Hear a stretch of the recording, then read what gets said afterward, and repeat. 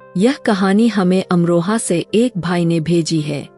यह उनकी आप बीती कहानी है।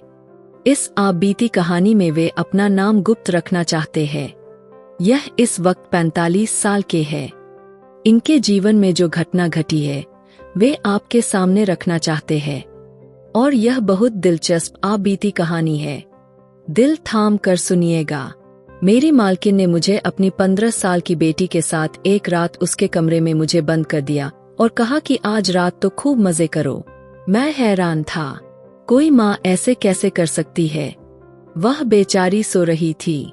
उसे सोता देख मेरी नीयत खराब हो गई और पूरी रात मैंने उसके साथ जो किया उसने तो मेरी जिंदगी ही बदल दी, क्योंकि उसने मेरा नाम रोहिला है। मैं बेरोजगारी से बड़ा ही परेशान था। जगह नौकरी ढूंढकर अब थक चुका था। एक दिन मेरा एक इंटरव्यू था, लेकिन वहां भी मुझे नौकरी नहीं मिली। गर्मी बहुत तेज थी। जब मैं वहां से निकल रहा था तो सर उठाकर आसमान की तरफ देखा। धूप इतनी तेज थी कि आंखें खुल ही नहीं रही थी। चेहरे से पसीना टपक रहा था। मैंने खुद से कहा, लगता है आज सूरज भी मेरी मेहनत का मजाक उड़ा रही है। जिंदगी के धक्के तो पहले ही खा रहा था, अब गर्मी ने भी मेरा दिमाग खराब कर दिया। मैंने अपने हाथ में पकड़ी हुई फाइल से खुद को ढकने की कोशिश की और पैदल ही आगे बढ़ने लगा। सड़क किनारे तेज कदमों से चलता जा रहा था। तभी एक पेड़ नजर आया। मैं उस पेड़ की छांव में आकर खड़ा हो गया। वहां थोड़ा सुकून मिला। बैग से पानी की बोतल निकाली, लेकिन वह भी खाली निकली। गला सूख रहा था। दूर दूर तक पानी का कोई इंतजाम नहीं दिख रहा था। लोग अपने अपने काम में बिजी थे और मैं अकेला ही अपनी किस्मत से लड़ रहा था।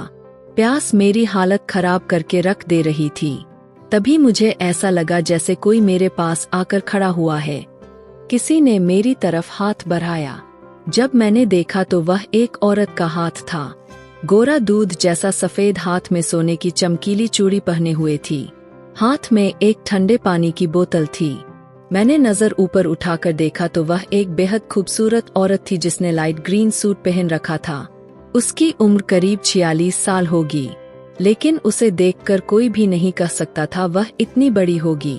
उसका शरीर, उसका ध्यान, उसकी आंखों की चमक और होठों की मुस्कुराहट, सब कुछ इतना परफेक्ट था जैसे किसी मॉडल की तस्वीर हो। उसने कहा, यह लो पानी पी लो, तुम्हें प्यास लगी है ना? मैं काफी देर से तुम्हें देख रही हूँ, तुम बहुत परेशान लग रहे हो।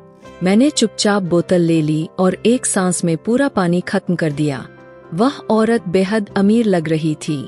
बड़ी सी गाड़ी में आई थी और उसका रहन सहन देखकर अंदाजा लग गया था कि वह किसी बड़े घर से संबंध रखती है। मैंने धन्यवाद किया और कहा, मैं यहाँ पास के एक ऑफिस में इंटरव्यू देने आया था, लेकिन नौकरी नहीं मिली। बहुत कोशिश कर चुका हूँ लेकिन किस्मत साथ नहीं देती। मैंने फिर से उसका धन्यवाद किया और घर की तरफ चलने लगा। घर पर मेरी माँ बीमार है। जवान बहन मेरा इंतजार कर रही होगी। सब्जी लानी थी, खाना बनाना था।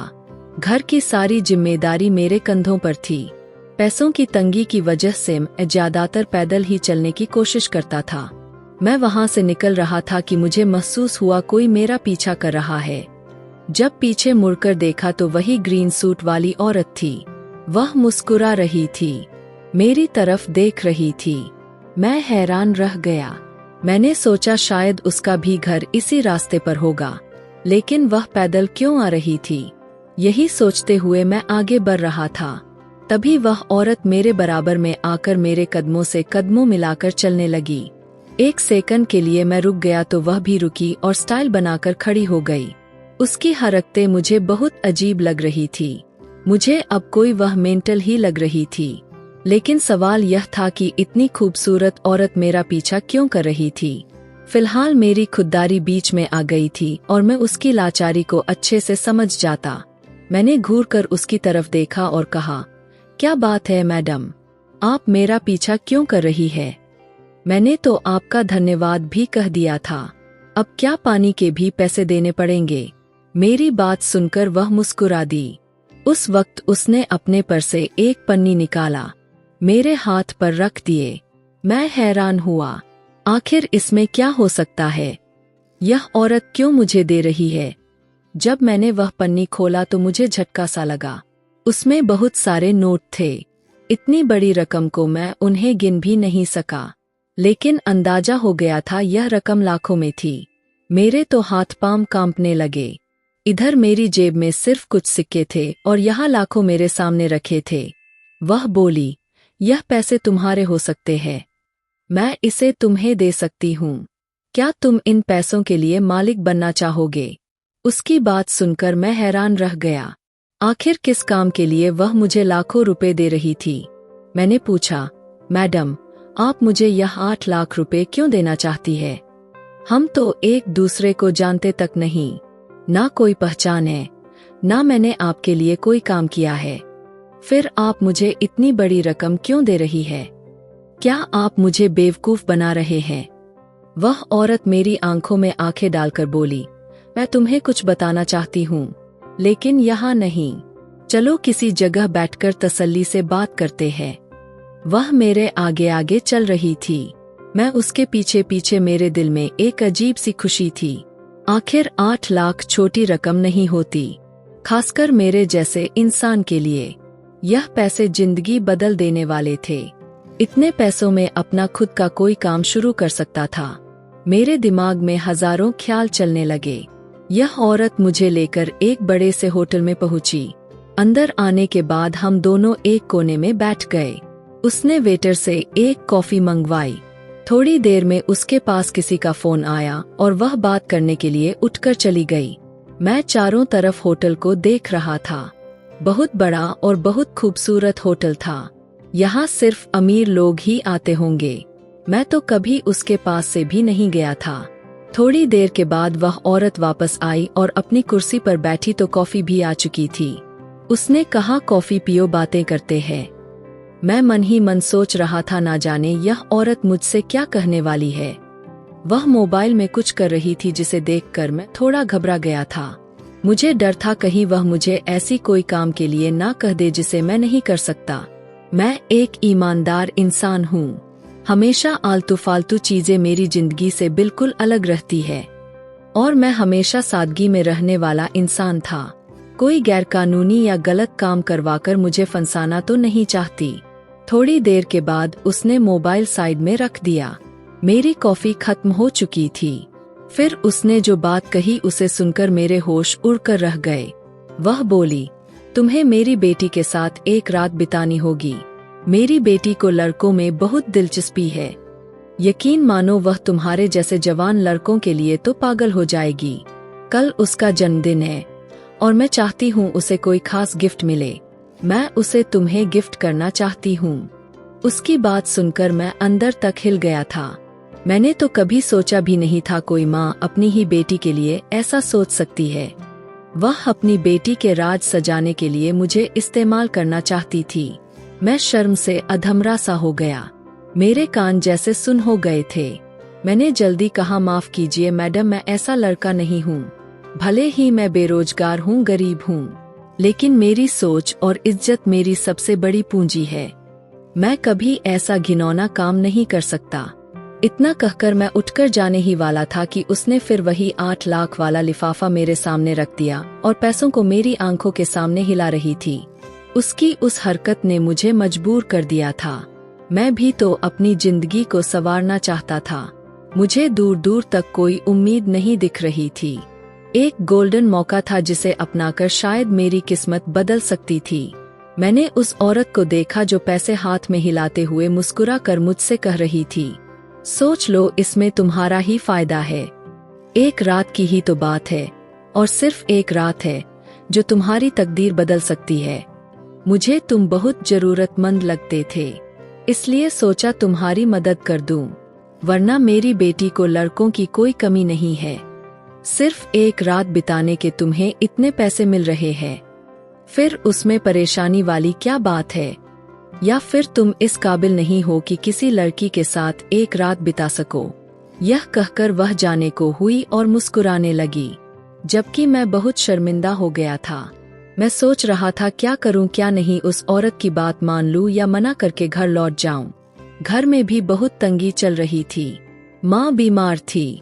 समझ नहीं आ रहा था क्या फैसला लूं। मेरी एक जवान बहन थी जिसकी शादी करनी थी और हमारे पास कोई और सहारा नहीं था। छोटा सा घर था हमारा। पापा कई साल पहले ही दुनिया छोड़कर जा चुके थे। माँ ने जैसे तैसे मुझे बड़ा किया, पढ़ाया लिखाया, लेकिन फिर भी नौकरी नहीं मिल पा रही थी। बेरोजगारी मुझे खा रही थी। मैंने जल्दीबाजी में फैसला ले लिया। मैं उस औरत की बात मानने के लिए तैयार हूँ। वो मुस्कुरा दी और बोली, मुझे तुमसे यही उम्मीद थी। यह पैसे तुम्हारी तकदीर बदल देंगे।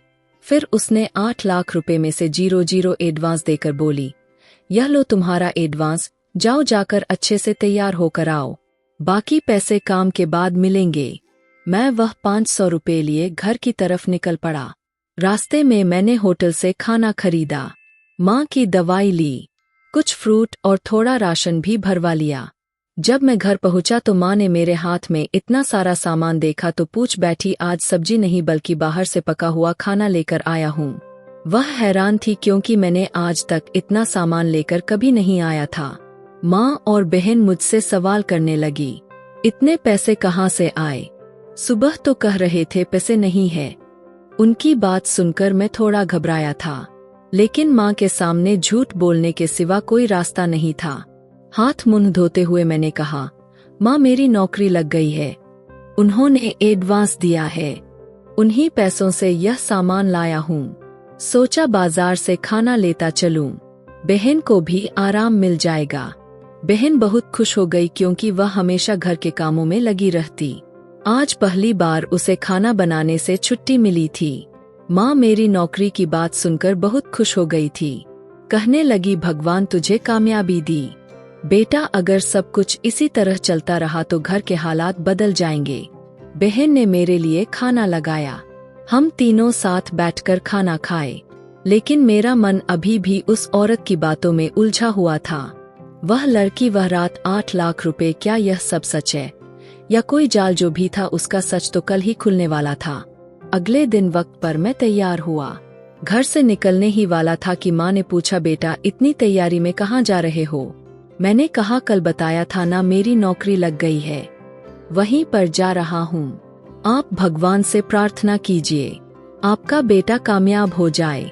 माँ की आंखों में उम्मीद थी और चेहरा खुशी से दमक रहा था। मैं घर से निकल पड़ा, एक रिक्शा पकड़ा और उस औरत के बताए पते पर पहुंच गया। जब मैं वहां पर पहुंचा तो सामने देखा, वह देखकर मेरी आंखें फटी की फटी रह गई। मैंने दोबारा उस पते को देखा, फिर उस जगह को कोई घर नहीं, एक महल था। इतना शानदार घर मैंने आज तक कभी नहीं देखा था। सोच में पड़ गया था, इतनी अमीर औरत ऐसा काम कैसे कर सकती है। मैं उसके दरवाजे पर खड़ा होकर उसके दिए हुए नंबर पर कॉल करने लगा। उसने फोन उठाया और कहा, कहाँ पर हो तुम लोग? मैंने बताया, मैडम मैं आपके घर के बिल्कुल बाहर हूँ। उसने कहा, बाहर क्यों खड़े हो, जल्दी अंदर आ जाओ, मैं तुम्हारा बहुत देर से इंतजार कर रही हूँ। मैं डरते हुए उस घर के अंदर गया। ऐसा घर तो मैं फिल्मों में ही देखा होगा। आज पहली बार किसी इतनी खूबसूरत घर के अंदर कदम रख रहा था। जैसे ही मैं अंदर पहुंचा तो वह औरत तैयार होकर मेरे सामने खड़ी थी। मैंने धीरे से उससे कहा, मैडम मैं कोई ऐसा वैसा लड़का नहीं हूँ, मैं मजबूर जरूर हूँ, लेकिन यह काम मजबूरी में ही करने आया हूँ। वह मुझे देखकर हंसने लगी और कहने लगी, मैं तो तुम्हारी नीयत देखना चाहती थी। मुझे लग रहा था कि तुम मेरा काम ढंग से नहीं करोगे, लेकिन अगर तुमने मेरा काम ठीक तरीके से नहीं किया तो मैं तुम्हें पैसे नहीं दूंगी। अगर तुम्हें यह पैसे लेने हैं, तुम्हें मेरे कहने के हिसाब से काम करना होगा। उसने मुझसे कहा, अच्छा चलो ठीक है, तुम बैठ जाओ। फिर उसने नौकरानी को आवाज लगाई और कहा, मेहमान आए हैं, उनके लिए चाय पानी बनाओ। जितना हैरान हो रहा था मेरे लिए उतना ही कम था। मैं बहुत ज्यादा परेशान था। मगर वह औरत कहने लगी, मैंने तुम्हें जिस काम के लिए बुलाया है वह काम तुम्हें रात को शुरू करना है, जब तक तुम्हें यहाँ रहकर वक्त बिताना होगा। मैंने उसके घर में बैठे बैठे सारा दिन टाइम बिताया। बार बार खाने पीने का कुछ न कुछ दिया जा रहा था। जब रात हो गई तो वह औरत मेरे पास आई और कहने लगी, तुम्हारा इंतजार अब खत्म हुआ, अब तुम्हें मेरी बेटी के कमरे में जाना होगा। मेरी बेटी तुम्हारा इंतजार कर रही है। मेरे दिल की धड़कनें अब तेज हो चुकी थी। अगर उसकी माँ इतनी खूबसूरत है तो उसकी बेटी भी तो उतनी ही सुंदर होगी। जब उसकी माँ ही खुद मुझे अपनी बेटी के कमरे में भेज रही थी तो फिर मैं उस काम को मना क्यों करूं? मैं सीढ़ियां चढ़ते हुए उस लड़की के कमरे के बाहर आ गया। उसकी माँ ने खुद ही वह कमरा खोला। मेरा दिल जोर जोर से धड़क रहा था। मैंने जैसे ही कमरे के अंदर कदम रखा, सामने का नजारा मेरे होश उड़ा देने वाला था। कमरे को इस तरह सजाया गया था जैसे आज मेरी सुहागरात हो रही हो। एक लड़की बेड पर लेटी हुई थी। वह लड़की बहुत ज्यादा खूबसूरत थी। इतनी खूबसूरत लड़की मैंने आज तक नहीं देखी थी। लेकिन एक अजीब बात थी, वह लड़की सो क्यों रही थी या फिर बेहोश थी? मैंने उसे देखकर उसकी माँ से सवाल किया, यह लड़की सो रही है? वह औरत धीरे से कहने लगी, क्योंकि यह बेहोश है और मैंने ही इसे बेहोश किया है। तुम्हें जो कहा है तुम सिर्फ वही करो। जब काम पूरा हो जाए तो मुझसे पैसे ले लेना। वह औरत मेरे कंधे पर हाथ मारकर चली गई और बाहर से कमरा लॉक कर दिया। मैं धीरे धीरे उस लड़की के करीब जाकर खड़ा हुआ। वह इतनी खूबसूरत थी कि मेरी नजरें ही टिक रही थी। मैं खुद पर काबू रखने की कोशिश कर रहा था कि जिस काम के लिए मुझे पैसे मिल रहे थे, मैंने उस पर ध्यान देना शुरू कर दिया। कमरे में मुझे लगभग 2 घंटे हो चुके थे। वह लड़की मेरा चैन चुरा चुकी थी। मैंने कमरे की खिड़की से बाहर देखा तो उसकी माँ टहल रही थी, शायद मेरा इंतजार कर रही थी। मैंने अपने शर्ट के बटन लगाए और सीढ़ियां उतरकर नीचे आ गया। उसकी माँ के पास जाकर खड़ा हो गया। वह मेरी तरफ घूरती हुई देखने लगी। मैंने चेहरे पर मुस्कुराहट सजाकर कहा, मैडम, आपका काम हो चुका है। यह सुनकर उसके चेहरे पर मुस्कान आ गई थी। वह कहने लगी, मेरी बेटी नींद से जागी तो नहीं है ना? उसने कोई एक्शन तो नहीं लिया ना? परेशान तो नहीं किया ना? मैंने साफ साफ शब्दों में कहा, नहीं, वह बेचारी तो बेहोश है और मैं अपना काम पूरा कर चुका हूँ। यह सुनकर अपनी खुशी से अपने पास से 8 लाख रुपए निकाले और मेरे हाथ पर रख दिए। कहने लगी, जाओ, अब दोबारा मुझे कहीं नजर मत आना। तुम्हारा काम पूरा हो गया है और ध्यान रखना, इस बारे में किसी को भी बताने की कोई जरूरत नहीं, वरना तुम जानते हो कि मैं तुम्हारा क्या हाल कर सकती हूँ और इस काम में तुम पर भी इल्जाम लगेगा। मैं उसकी हर बात को सुनकर वहाँ से निकल आया। बैठे बिठाए मुझे 8 लाख रुपए मिल गए थे। मेरे लिए यह बहुत खुशी की बात थी। सुबह माँ को बहाना बनाकर बता दिया। ऑफिस से पहले दिन बॉस ने मेरे काम से खुश होकर इतने पैसे दिए हैं। मैं उसे कोई नया रोजगार खोलूंगा। मेरा काम दिन ब दिन बढ़ता चला जाएगा और हमारी जिंदगी से गरीबी हमेशा के लिए चली जाएगी। माँ मेरी खुशियों को देखकर कुछ सोच में पड़ गई थी। रात हुई थी, उस औरत की फिर से कॉल आ गई थी। कॉल करते ही कहने लगी, तुमसे बहुत खुश हूँ, तुमने मेरे दिल की तमन्ना पूरी कर दी। मुझे नहीं लगता था कि तुम मेरा काम इस तरह करोगे। तुम्हारा काम बहुत पसंद आया है। अगर तुम्हें और पैसों की जरूरत हो तो बता देना, मैं भिजवा दूंगी। वह कहती रही, जिस हाल में मेरी बेटी है वह तुम नहीं जानते। तुमने मेरा काम बहुत आसान कर दिया। उसकी बातें सुनकर मैंने फोन काट दिया। मैंने मोबाइल निकाला, उस पर एक वीडियो चलाने लगा। क्या कमाल की वीडियो थी जो मैंने उस औरत के घर में रिकॉर्ड की थी। सही वक्त आने पर यह वीडियो उस औरत के जेब से और भी पैसे निकलवाने के काम आने वाली थी। और अब मेरे दिल में लालच जाग चुका था जो इतनी आसानी से खत्म होने वाला नहीं था। जब वक्त देखा तो रात के 12 बज रहे थे। अब मुझे सो जाना चाहिए था क्योंकि अगली सुबह मुझे एक बहुत बड़ा काम अंजाम देना था। अगली सुबह मैं जल्दी उठा, फिर उसी जगह चला गया।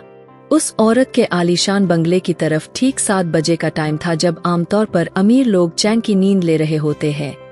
मैं उस बंगले के बाहर पहुंचकर एक नंबर पर कॉल की। थोड़ी देर के बाद दरवाजा खुला और वह औरत खुद बाहर निकल आई। फिर बिना कुछ कहे वह मेरे साथ बाइक पर बैठ गई। यह बाइक भी मेरी नहीं थी। मैंने अपने एक दोस्त से कुछ देर के लिए उधार ली थी क्योंकि मुझे सीधे कोर्ट जाना था। आज कोर्ट में उसी लड़की से कोर्ट मैरिज करने वाला था। जैसे ही हम कोर्ट के बाहर पहुँचे और मैंने उस लड़की की ओर देखा तो उसने अपना चेहरा झुका लिया और खड़ी हो गई। उसका नाम किरण था। वह बेहद खूबसूरत थी। उसकी बड़ी बड़ी आंखों में आंसू थे। जो कदम वह आज मेरे साथ उठाने जा रही थी, उसमें उसी की भलाई थी। मगर अफसोस, बीते हुए कल की बातें हमारे सामने आकर खड़ी होती है। शायद यही वजह थी। मैंने तय किया था मैं उस लड़की से शादी करूंगा। कुछ देर के बाद हम कानूनी तौर पर अब मियां बीवी बन चुके थे। मैं उसकी चुप्पी में उसका दर्द महसूस कर पा रहा था। उसका पूरा जिस्म कांप रहा था। उसकी आंखों से बार बार आंसू निकल रहे थे। जब उसने कोर्ट में कोर्ट मैरिज के कागज पर साइन किए तो वह फूट फूट कर रो पड़ी थी। लेकिन यह कहना बहुत जरूरी होगा, कल रात जब मैंने उसके कमरे में गया था, वह औरत दरवाजा बंद करके चली गई थी। तब मैंने एक नज़र उस लड़की को देखा था। वह बहुत ज्यादा खूबसूरत थी। किसी फिल्म की हीरोइन से कम नहीं लग रही थी। उसकी खूबसूरती ने मुझे पल भर को रोक लिया था। कोई भी लालची इंसान उस पल का फायदा उठाने को तैयार हो जाता, मगर उसके चेहरे की मासूमियत ने मुझे हिला कर रख दिया था। उसकी मासूमियत देखकर मेरा जमीर जाग गया था। मैं भी बहुत मजबूर था। मुझे पैसों की जरूरत थी, मगर दिल उलझ गया था। कमरे में टहलते हुए मैं सोच रहा था, काश ऊपर वाला मुझे कोई रास्ता दिखाए ताकि कुछ गलत ना करूं और जरूरत भी पूरी हो जाए। मैं उसके कमरे का तलाशी लेने लगा। हर जगह तलाश की, शायद कोई ऐसी चीज मिल जाए जो इस लड़की की सच्चाई मुझे पता चल जाए। मैंने पास पड़े बैग से उसकी कॉपी किताब निकाल कर देखना चाहा। तभी मेरी नजर एक डायरी पर पड़ गई। वह बहुत खूबसूरत थी, जिसे किसी ने बहुत प्यार से सजाया हो। शायद उसी लड़की ने उस पर ड्राइंग बनाई थी। मैंने डायरी खोली और पढ़ने लगा। उसमें उस लड़की की जिंदगी की कहानी लिखी थी। मैं उसको पढ़ता गया। मेरे आंसू गालों से मेरे शर्ट पर कब गिरे और वह गीला हुआ मुझे पता ही नहीं चला। लिखा था कि औरत मेरी सौतेली माँ है, जिसने सबको यकीन दिला दिया है कि मैं पागल हूँ और मुझे घर से निकालना चाहती है ताकि मेरी जायदाद पर कब्जा कर सके। आगे लिखा था, मेरे माँ बाप मुझसे दूर हो गए हैं। उन्हें लगता है मैं सच में पागल हूँ, मगर मैं ठीक हूँ। अब यह सब मैं नहीं सहन कर सकती। अगर उस औरत ने दोबारा मुझे मेरे पापा की नजरों में गिराया तो मैं खुद को खत्म कर लूंगी। उस डायरी को पढ़कर मेरा दिल कांप गया। उस लड़की ने जो कुछ भी लिखा था उसमें गहरा दर्द था। बचपन से ही परेशान थी। मुझे उस पर बहुत तरस आया। उसकी सौतेली माँ, जिसने मुझे उस काम के लिए बुलवाया था, यही चाहती थी कि मैं उस लड़की के साथ रात बिताऊं ताकि उसका किरदार मिट्टी में मिल जाए और उसका बाप उसे अपनी जायदाद से निकाल दे। जबकि मैं उस औरत के कहने पर तैयार हो गया था, लेकिन मेरी आत्मा गवाही नहीं दे रही थी कि वह लड़की बेहोश थी। उसकी माँ ने जानबूझकर उसे नशा देकर सुला दिया था ताकि बेहोश हो जाए। जब होश में आए तो वह खुद को सुरक्षित महसूस करे। पर मैं इंसान था, हैवान नहीं था। मैंने तय किया मैं उस लड़की के साथ कुछ भी गलत नहीं करूंगा। मैं कई बार उसे जगाने की कोशिश करता रहा। काफी देर तक कोशिश करने के बाद आखिरकार उसकी आंखें खुली। जैसे ही उसने कमरे के चारों तरफ देखा और फिर मुझे देखा तो वह घबरा गई, रोने लगी। बोली, तुम कौन हो? मेरे कमरे में क्या कर रहे हो? वो मुझसे दूर हट गई। उसकी आवाज भी उतनी ही मासूम थी जितनी वह प्यारी थी। मैं उसे चुप से देखता रहा। बोला, डरने की जरूरत नहीं है, मैं तुम्हें सब कुछ बता देता हूँ। मैं कोई गलत इंसान नहीं हूँ। उसके बाद मैंने उसे वह सब कुछ बता दिया जो उसकी माँ ने मुझे करने को कहा था और उसके बदले मुझे 1 लाख रुपए देने का वादा किया था। यह सुनकर तो उसे अपने कानों पर यकीन नहीं हो रहा था। वह अपने हाथों में चेहरा छुपाकर फूट फूट कर रोने लगी। कहने लगी, मुझे पता था मेरी सौतेली माँ बहुत घटिया औरत है, लेकिन यह नहीं सोचा था वह एक औरत होते हुए भी इस हद तक गिर सकती है। मुझे अपने बारे में बताते हुए कहने लगी, जब मैं 9 साल की थी, मेरी माँ की एक बीमारी की वजह से मौत हो गई थी। मैं अपने माँ बाप की इकलौती बेटी थी। मेरे माँ बाप मुझ पर जान छिड़कते थे। हमारे पास किसी चीज की कोई कमी नहीं थी। मेरे पापा ने जन्म देने के बाद ही बंगला मेरे नाम कर दिया था और जो बाकी प्रॉपर्टी थी वह मेरी माँ के इलाज में उन्होंने खर्च कर दी थी, क्योंकि वह मेरी माँ को किसी भी हाल में बचाना चाहते थे। उन्होंने पैसे को पानी की तरह बहा दिया, लेकिन फिर भी मेरी माँ को नहीं बचाया जा सका था। फिर एक दिन वह हमें छोड़कर हमेशा के लिए चली गई। उसके बाद मेरे पापा ने माँ की मौत के गम को दिल में बसा लिया और धीरे धीरे खुद को अकेलेपन में डुबो दिया। उन्होंने अपने बिजनेस से भी ध्यान हटा लिया। यह बंगला मेरे नाम था और मैं उसकी मालकिन थी, लेकिन अब मैं खुद को बेहद अकेला महसूस करने लगी थी। मुझे पढ़ाई भी करनी होती थी, मगर कुछ बातें ऐसी होती है जो एक मर्द सिर्फ अपनी पत्नी से ही कर सकता था।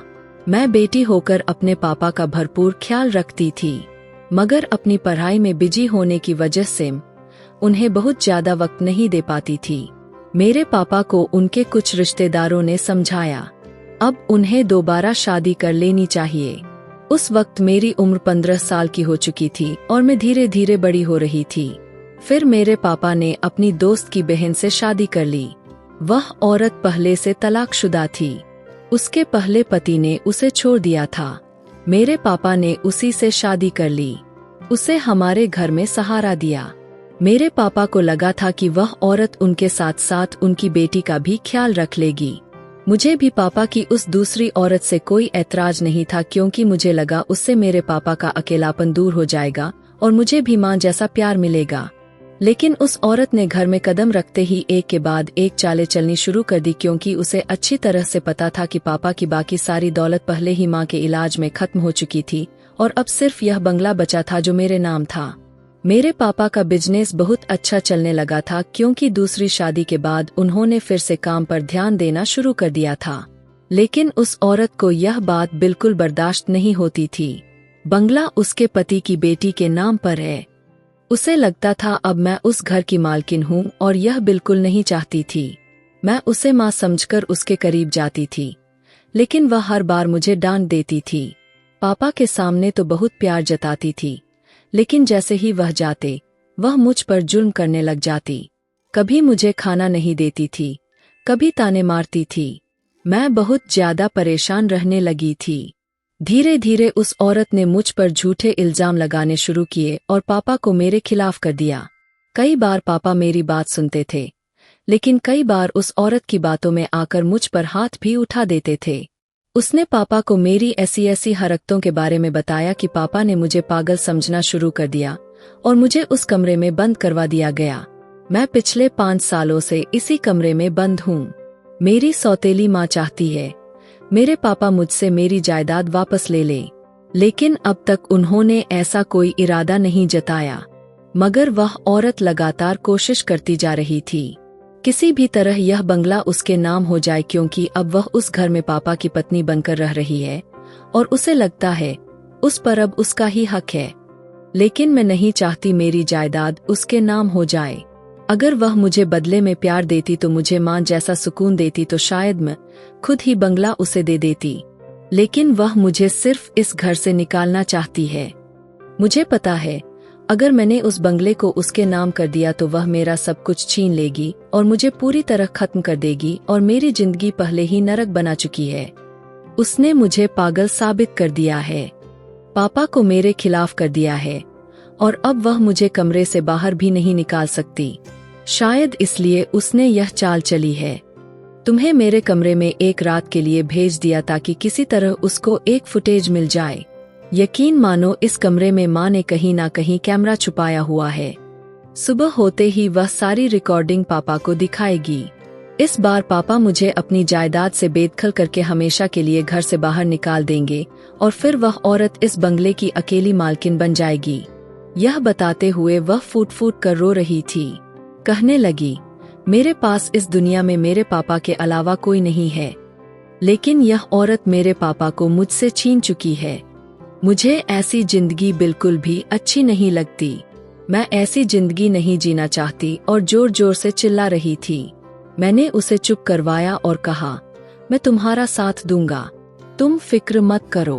मैं ऐसा इंसान नहीं हूँ जो तुम्हारा फायदा उठाऊं। मेरी बात सुनकर वह चुप हो गई। मैंने कहा कि तुम्हारी डायरी पढ़ चुका हूँ। मुझे तुम्हारी बीती हुई जिंदगी की सच्चाई का एहसास हो चुका है। वह कहने लगी, तुम मेरी मदद कैसे करोगे? मैंने कहा, मैं तुमसे शादी करूंगा। मुझे तुम्हारी जायदाद से कोई मतलब नहीं है। फिर मैंने उसे अपना पूरा प्लान बताया और शर्ट का बटन लगाता हुआ नीचे उतर आया। मैंने उसके पैसे लिए और वहां से निकल गया। अगले दिन हमारे प्लान के हिसाब से किरण ने अपनी माँ को रोते हुए बताया कि उसकी इज्जत खराब हो चुकी है। तभी तो उस औरत ने मुझे कॉल करके कहा था, तुमने बहुत अच्छे तरीके से काम किया है। मैं किरण को अपने साथ ले आया और हमने कोर्ट मैरिज कर ली। उस वक्त किरण के पापा 2 दिन के लिए लंदन गए हुए थे। जब वह 2 दिन के बाद घर लौटे, किरण की माँ ने उन्हें बताया, तुम्हारी बेटी ने किसी लड़के के साथ मुंह काला कर लिया है, अब उसको घर से धक्के मारकर निकाल दो। उसने किरण के कमरे में लगे कैमरे की रिकॉर्डिंग भी दिखानी चाहिए, लेकिन वह रिकॉर्डिंग खराब हो चुकी थी क्योंकि मैंने पहले ही कैमरे को ढूंढकर ऑफ कर दिया था। किरण मुझे पहले ही बता चुकी थी कि उसके कमरे में जरूर कहीं ना कहीं कैमरा है। उसके कहने के हिसाब से जब मैंने उसके कमरे की जांच की तो वहां कैमरा सच में ही था। उसकी माँ सबूत इकट्ठा करना चाहती थी, लेकिन मेरे पास भी एक ऐसा सबूत था जिसमें किरण की सौतेली माँ को बर्बाद कर दिया था। किरण के पापा के घर लौटने से पहले मैंने उनकी पत्नी की कॉल रिकॉर्डिंग उन्हें भेज दी थी, जिसमें उसने मुझसे कहा था कि तुमने मेरी बेटी के साथ बहुत अच्छा किया और वह बहुत खुश है। यह आवाज तो मेरे पास की हुई कॉल की रिकॉर्डिंग थी और जो कुछ उसने अपने घर मुझसे बात की थी वह भी मैंने रिकॉर्ड कर लिया था। जो कुछ उनकी बेटी और मेरे बीच बात हुई थी वह भी मैंने रिकॉर्ड कर लिया था और मैं यह सारी रिकॉर्डिंग किरण के पिता को भेज चुका था। अब वह फूट फूट कर रो रही थी। अगर तुम्हें और पैसों की जरूरत हो तो बता देना। मैं यह सारी बात मोबाइल में रिकॉर्ड कर ली थी और वही रिकॉर्डिंग किरण के पापा को भेज दी थी। उन्होंने बेटी पर हाथ उठाने के बजाय पत्नी को थप्पड़ मार दिया। किरण की मां को उम्मीद नहीं थी कि अपने ही बिछाए जाल में वह खुद फंस जाएगी। किरण ने भी सब कुछ सच सच बता दिया और कहा कि वह मुझसे शादी कर चुकी है। सभी मौके पर पहुंचे और सारी सच्चाई बता दी। किरण के पापा ने अपनी दूसरी पत्नी को डिवोर्स देकर घर से निकाल दिया। अब किरण की सौतेली माँ दर दर की ठोकरें खा रही है। किरण के पापा ने मेरी और किरण की शादी धूमधाम से करवा दी।